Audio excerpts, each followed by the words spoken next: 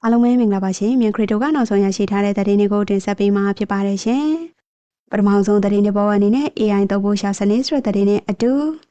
ရွှေပြည်တော်မြို့တိုင်းဝင်းနေစေဖြစ်ကွာဆိုတဲ့သတင်းကိုတင်ဆက်ပေးမှာဖြစ်ပါတယ်ရှင်မြန်မာကတော့စီစဉ်တင်ဆက်သူကီကီပ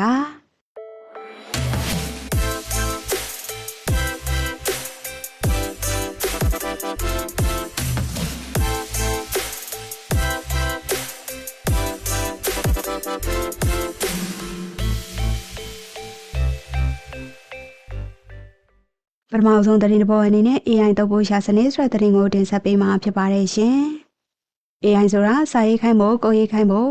ဒါမှမဟုတ်ကိုအစားခရစ်တိုထိတ်ခိုင်းဖို့လောက်ပဲသုံးလို့ရတာမဟုတ်ပဲမျိုးဆက်တွေလေးတွေမွေးဖွားဖို့အတွက်ပါအသုံးဝင်လာပြီဆိုရင်ယုံကြမလား BBC ရဲ့သတင်းတစ်ပုဒ်အရ Columbia University ကပညာရှင်တွေဟာတာသမီရဖို့လုံးဝမျှော်လင့်ချက်မရှိတော့ဘူးလို့ဆရာဝန်တွေကလက်လျှော့ထားတဲ့အမျိုးသားတွေစီကနေတုပ်ပိုးတွေကိုရှာဖွေပေးနိုင်တဲ့ AI နည်းပညာအသစ်တစ်ခုကိုအောင်မြင်မြင်တီထွင်လိုက်ပါပြီ။ဒါ Span Track and Recovery လို့နာမည်ပေးထားတဲ့ဒီစနစ်ဟာ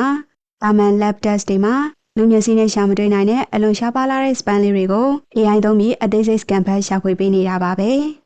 ဆေးပညာအရာအဇူ spamia လို့ခေါ်တဲ့တုပ်ပိုးလုံးဝမပါဝင်တဲ့ယောဂဟာကမ္ဘာပေါ်ကအမျိုးသားစုစုပေါင်းရဲ့100%လောက်မှာဖြစ်ပွားလိမ့်ရှိပြီး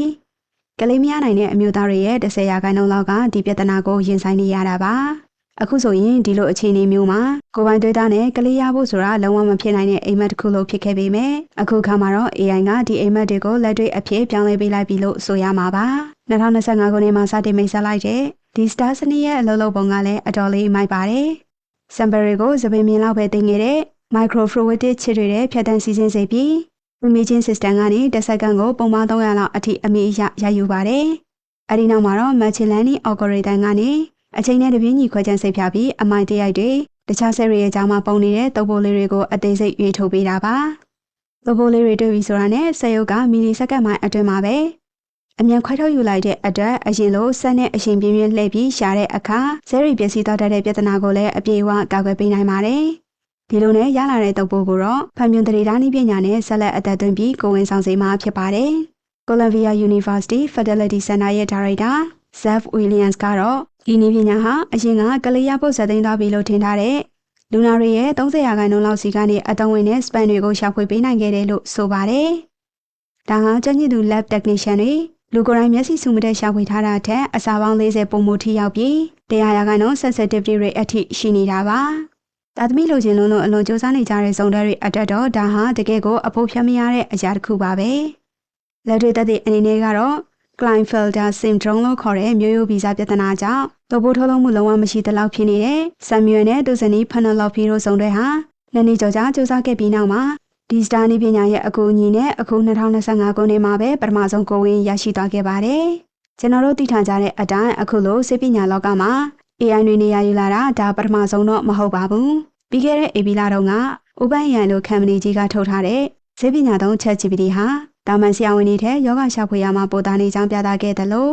Mayo Clinic ကလည်းပန်ခရီးယားကင်ဆာကိုဆရာဝန်တွေထက်နှစ်ပေါင်းများစွာကြိုသိနိုင်တဲ့ AI model တစ်ခုကိုထုတ်ဖော်ပြသခဲ့ပါသေးတယ်။အချုပ်ဆိုရရင်တော့ AI ဟာနည်းပညာလောကမှာ infrastructure တွေ data center တွေအတွက်ဒေါ်လာဘီလီယံချီရင်းနှီးမြှုပ်နှံပြီးစစ်ပွဲတစ်ခုလိုအပြိုင်ဆိုင်ဖြစ်နေကြပေမဲ့တစ်ဖက်မှာလည်းလူသားတွေရဲ့မျိုးဆက်သစ်တွေရှင်သန်နိုင်ဖို့အတွက်မျှော်လင့်ချက်ရောင်ကြီးတစ်ခုဖြစ်လာနေပါပြီ။ AI ကအနာဂတ်မှာဆရာဝန်တွေရဲ့အလုပ်အကိုင်ကိုလူယူနိုင်တော့မှာလား။ဒါမှမဟုတ်လူသားတွေအတွက်မဖြစ်နိုင်တာတွေဖြစ်လာစေမဲ့ခေတ်သစ်မော်ပညာတစ်ခုလို့ဆက်ဖြစ်နေမလားဆိုတာကတော့ကျွန်တော်တို့ဆက်ပြီးစောင့်ကြည့်ကြရအောင်ပါပ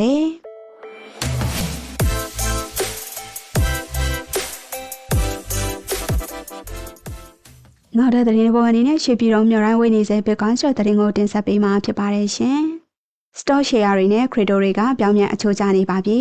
။ Stock ဈေးကွက်ကြီးကအတားအဆီးမရှိမိုးပေါ်ပြန်တက်နေချိန်မှာကျွန်တော်တို့ရဲ့ချစ်တော် Bitcoin ကတော့နိုင်ငံရေးသတင်းတွေနဲ့စီးပွားရေးမူဝါဒတွေကြားမှာအတက်ကြကြမ်းပြီးလူလိမ့်နေရဆဲပါပဲ။စနေနေ့အာရှဈေးကွက်ဖွင့်ချိန်မှာ Bitcoin ဟာဒေါ်လာ98,180ဝန်းကျင်မှာအယောင်းဝယ်ဖြစ်နေပြီ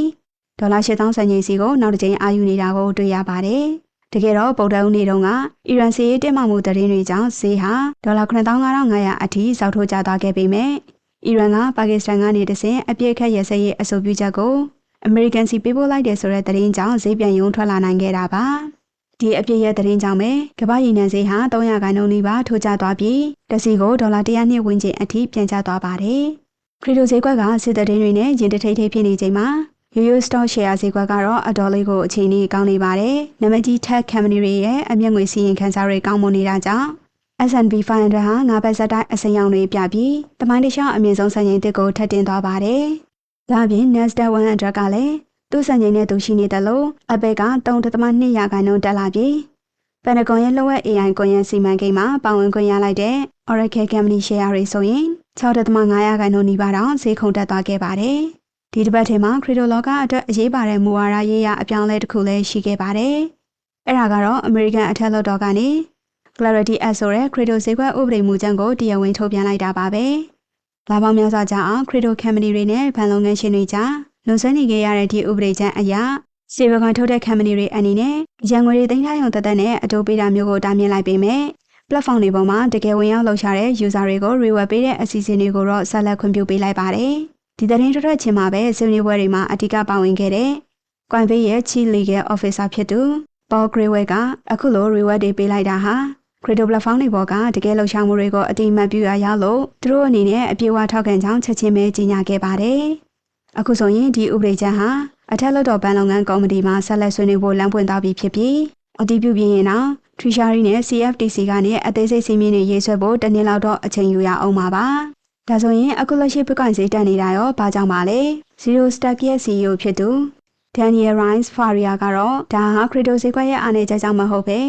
ကြီးမားတဲ့မက်ခရိုစီးပွားရေးအခြေအနေတွေအပေါ်မှာဆုံးဖြတ်ရခက်နေတာကြောင့်လို့သုံးသပ်ထားပါတယ်။ Fed ကအတုံးလုံးကိုဆက်ထားမယ်ဆိုတာကမထူးဆန်းပေမဲ့ရှေ့ဆက်ပါလုံးမယ်ဆိုတဲ့လမ်းကြောင်းရေးရရမရှိလို့ရင်းနှီးမြှုပ်နှံသူတွေဝင်ရောက်ဖို့နောက်တွန်းနေကြတာပါလို့သူကဆိုပါတယ်။ဒါအပြင်အခုတလော ETF တွေစီကနေငွေတွေပြန်ထွက်နေတာကလည်းအဖွဲ့အစည်းကြီးတွေဈေးကွက်ထဲကလုံးဝထွက်သွားတာမဟုတ်ပဲ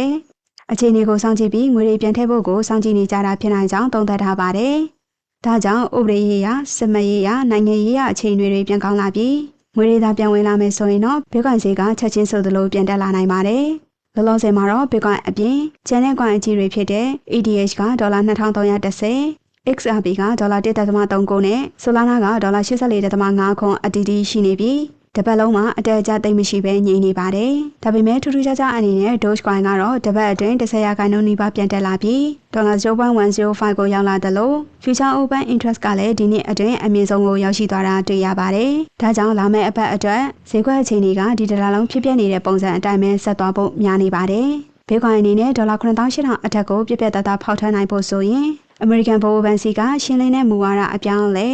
EDFC ကအဝယ်ပြန်လိုက်တာမို့ဒါမှမဟုတ် Hormuz ရေလေကြပြန်ဖွင့်ပြီဆိုတဲ့သတင်းကစားတဲ့ကိုယ်တိုင်ထိန်းချုပ်လို့မရတဲ့ပြင်ပဓာတ်ကူပစ္စည်းတစ်ခုခုကိုမဖြစ်မနေဆောင်ရွက်နေရအောင်မှာပဲဖြစ်ပါတယ်။ဒါကတော့မြန်ခရီတိုကနောက်ဆုံးရရှိထားတဲ့သတင်းတွေကိုတင်ဆက်ပေးခဲ့တာဖြစ်ပါတယ်ရှင်။အားလုံးကိုကျေးဇူးတင်ပါတယ်ရှင်။ကောင်းသောနေ့လေးဖြစ်ပါစေရှင်။